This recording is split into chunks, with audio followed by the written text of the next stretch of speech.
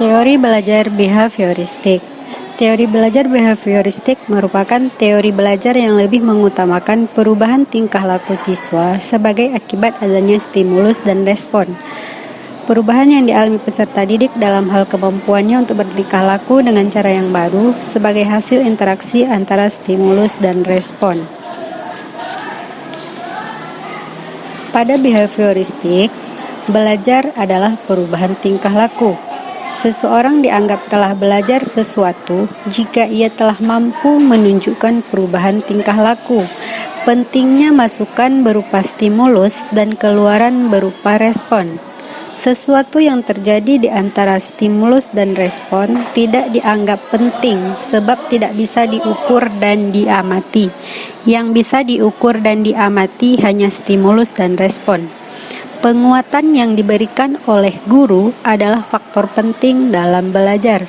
Behavioristik menjadikan siswa itu pasif, tidak mengakui adanya kecerdasan, bakat, minat, dan perasaan individu dalam belajar. Contohnya, pembelajaran behavioristik, peserta didik dapat dikatakan bisa membaca jika ia mampu menunjukkan kemampuan membacanya dengan baik. Teori kognitif, bentuk teori belajar yang disebut model perseptual.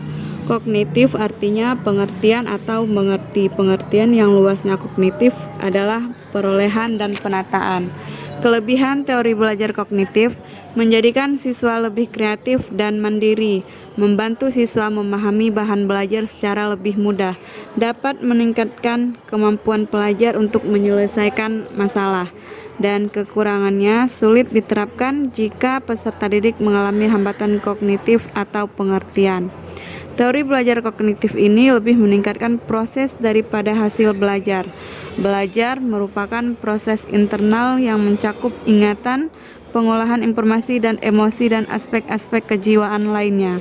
Belajar merupakan proses berpikir yang sangat kompleks.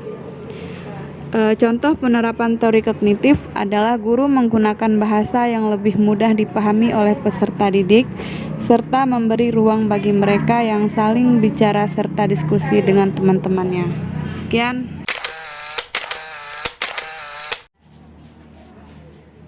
Teori belajar konstruktivisme adalah suatu proses mengasimilasikan dan mengaitkan pengalaman atau pelajaran yang dipelajari dengan pengertian yang sudah dimiliki.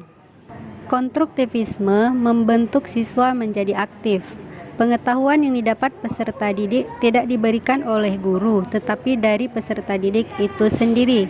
Peran guru cuma membantu agar proses pengkonstruksian pengetahuan oleh peserta didik berjalan lancar. Pada konstruktivisme, siswa dihadapkan dengan situasi di mana ia bebas untuk mengumpulkan data, membuat dugaan, mencoba, mencari, dan menemukan atau menyusun rumus, membuktikan benar tidaknya dugaan. Kelebihan dari teori belajar konstruktivisme ini, dalam proses membina pengetahuan baru, pembelajaran berpikir untuk menyelesaikan masalah, menjalankan ide, dan membuat keputusan. Pembelajaran akan lebih memahami keadaan lingkungan sosialnya yang diperoleh dari interaksi dengan teman dan guru dalam membina pengetahuan baru. Kekurangan dari konstruktivisme, dalam bahasan kekurangan atau kelemahan ini bisa kita lihat dalam proses belajarnya, di mana peran guru sebagai pendidik itu sepertinya kurang mendukung. Siswa berbeda persepsi satu dengan yang lainnya.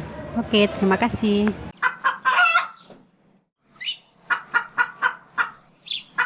Teori belajar humanistik. Humanistik berasal dari kata human yang berarti manusia.